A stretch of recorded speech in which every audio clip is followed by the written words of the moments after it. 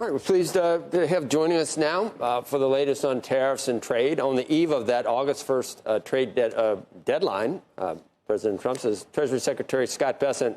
Mr. Secretary, always a pleasure to see you and have you on the show. Morning, Joe. We heard yesterday after we saw the EU and Japan, we heard actually that South Korea, just to paraphrase, it might have been like, what about us? We're here. And then before we know it, we hear from South Korea. Is that typical? Are there other countries that have seen what's happening that are saying, we don't want to be the last country to make a deal with President Trump? Well, look, we've got the August 1st deadline coming up. And as we mentioned before, the rates could boomerang back to the April 2nd level. South Korea was a special case because they had an election, a new government, so they were not in the position to fully negotiate. They came in yesterday afternoon.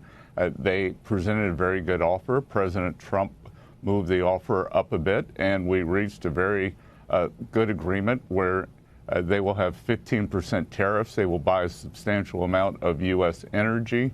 They will make a substantial investment into the U.S., both from their sovereign resources and via private companies.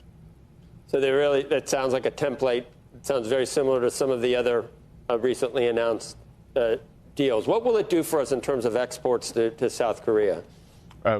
We pulled down a lot of the trade barriers, a lot of the non-tariff trade barriers. So obviously, we'll be exporting a lot more energy to them, and then it will be better for our farmers, better for all of our exporters. As the South Koreans said, we like U.S. products, and now what we're seeing with President Trump is these tariff barriers and the non-tariff barriers, which are more difficult to quantify sometimes, are coming down.